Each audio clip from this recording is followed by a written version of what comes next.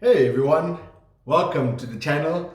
Thank you very much for subscribing to the channel. Thank you very much for connecting with us for this series. We hope you enjoyed this series. Today is episode number 4, and it's all about understanding the administrative part of your academic or of your optometric journey. The first 2 to 3 years of you being an optometrist, it's all about admin. I'm telling you, it's all about admin. And the biggest mistake that a lot of optometrists make is neglecting the admin and abdicating it to someone else for it to be a responsibility to someone else.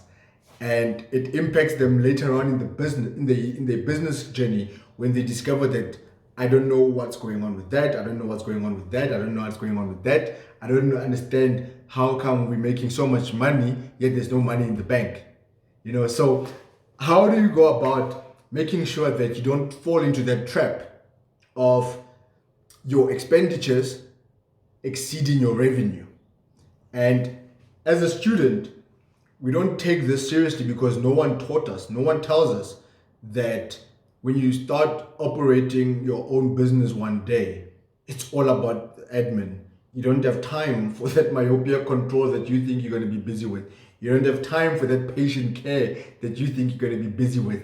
You don't have time for adequate, efficient dispensing that you'll be thinking that you're going to be having enough time for it.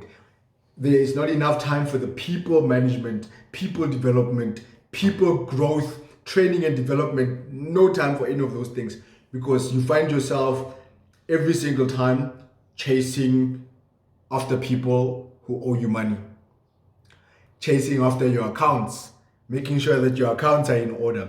And so as a student, part of you working in optometric practices, your notebook, that notebook that you carry with you, some of the most important aspects of the content that you should actually have in this notebook is the administrative stuff. Before you even qualify as a student or as an optometrist, you need to make sure that you have a clear understanding of the different types of CRM solutions that are there. You've got an understanding of the different medical aids, the network providers, the supplier accounts, the service provider accounts. You have a clear understanding of how payment structures work. You have a clear understanding how and when do the different stakeholders make payments. You have to understand what type of revenue you need to be making that will make sure that you are paying the necessary stakeholders on time. You need to make sure you have a clear understanding of how you're repaying your debt, what type of debt you need to be taking.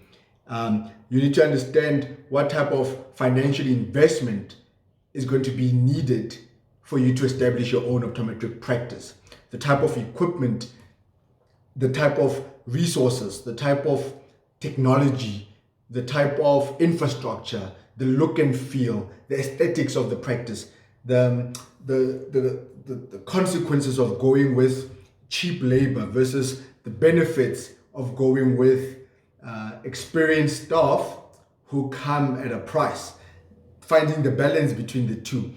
All of that is the administrative stuff, and how to deal with the pressure of you now an optometrist and you need to be driving a fancy car, you need to be living in a certain area, but you're not yet ready to be having a particular lifestyle, because the type of practice that you want to be building, that you want to have, the type of business model that you are busy establishing might take you 5 to 6 years before it gets to that level that it can afford you the lifestyle that you desire to have, the patience that you need to have, the discipline, the commitment levels. And so one of the things that I highly recommend, that is pivotal to your success as an optometrist, is the time that you spend with people who have gone before you, people where you go to their businesses are standing despite the economic climate challenges that have been experienced, despite the influence of a pandemic, despite the advent of digital media marketing, how these companies or practices have navigated through these different times throughout their journey, and why they are still excelling and thriving and operating at a high level of excellence, revenue growth, and why is it that they keep on transforming. So that plays a critical role in that you have to make sure that you have a clear understanding of that from the onset. The admin plays a big role. If you don't get the admin right, you're going to struggle with everything else, because it's either or. A lot of the times, people that did not have a clear boundaries, clear excellence in terms of the standard operating procedures that govern the operational requirements of the business. If you don't have clear guidelines, defining mechanisms that define every aspect of your practice and your admin, if you don't have a clear understanding of the finances and how the finances work, if you are just giving that responsibility to your accountant, you're going to find yourself in trouble, because you won't have the know-how in being able to reset. Because in you resetting everything, when you've been doing it wrong for 3 to 5 years already, it's going to cost you a lot of money, and it will result in you compromising in the type of care, the type of clinical management that your patients deserve. But when you have your administrative requirements of the business in place from the onset, and you can only do so when you go into practices as a student, you look at practices that are doing exceptionally well versus practices that are doing not so well, and learn. For me, I'm a firm believer in exposing yourself to both sides of the coin.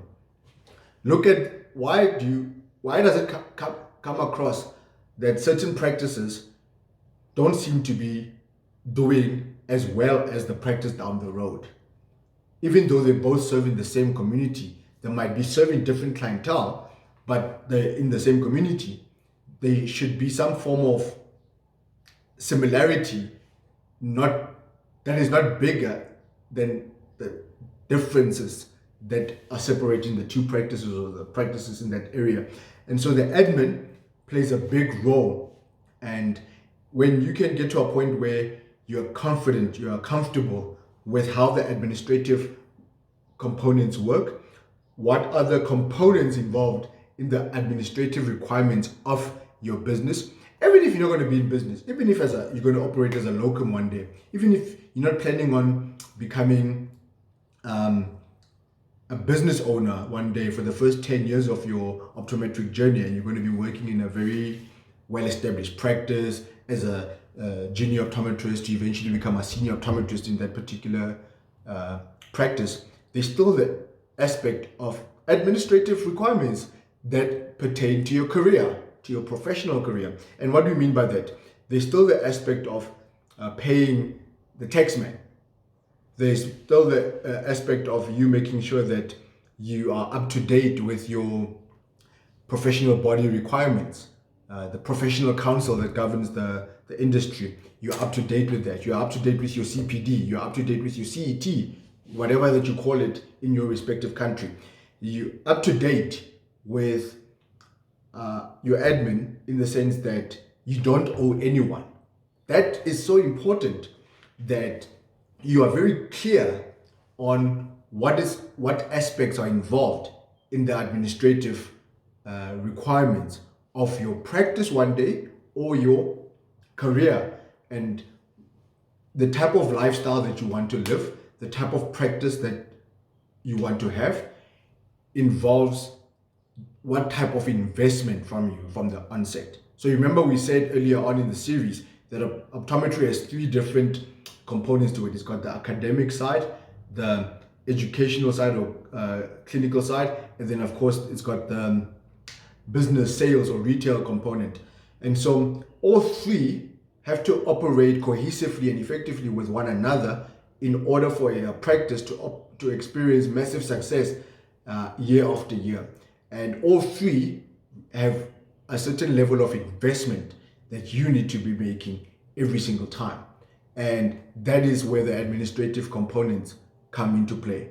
The financial components in it, the operational components in it, the strategic components, the marketing components. So all the stuff behind the scenes that make the business what it is. The people component. So the ideal optometric practice, I guess, it's difficult to say that there's actually the ideal optometric component practice, but you can sort of like break it down into 5 different areas. There would be the purpose. Why is it that you are in this particular career? Why is it the purpose? The purpose behind your business, the purpose behind your career, the purpose behind what it is that you do. That needs to be very clear, well articulated, and you need to make sure that the team is on board. And that brings us to the second point. It's the people.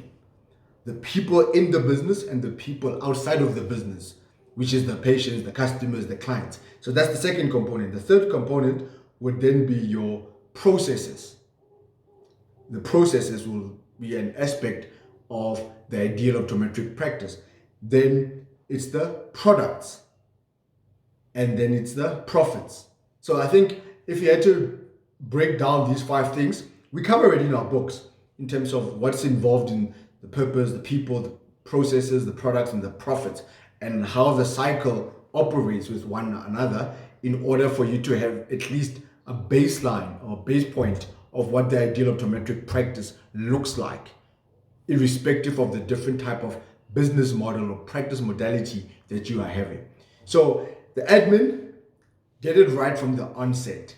Look at what is involved in the admin. Look at what you need to be aware of, what you need to be invested in, what type of systems that you're going to be needing, how much it will cost you, how you will manage it, the type of people that you will need, the type of business model that you will need, the type of practice modalities that you will need that will go in line with the administrative requirements that you've got so many components to it that you will need. What's the point of having this type of practice in mind, but your administrative requirements to suit that practice don't match? You want to make sure that they match, they're on the same page.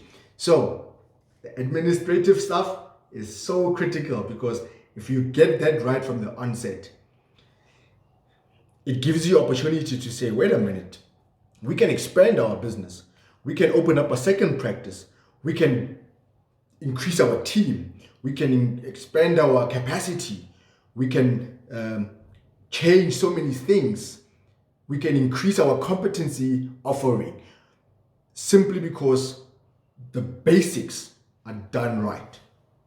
But when the basics are done wrong and you want to change things to make sure that you're starting on the right foot, it's going to cost you more at a later stage than it would have had you done it right from the onset. Hope you enjoyed that episode, and do connect with us, and would love to hear from you in terms of what you think about the series, what do you think about the topics we have covered so far, what new topics you would love for us to share with you pertaining to things I wish I knew when I was a student. Look forward to the next episode. Take care, everybody.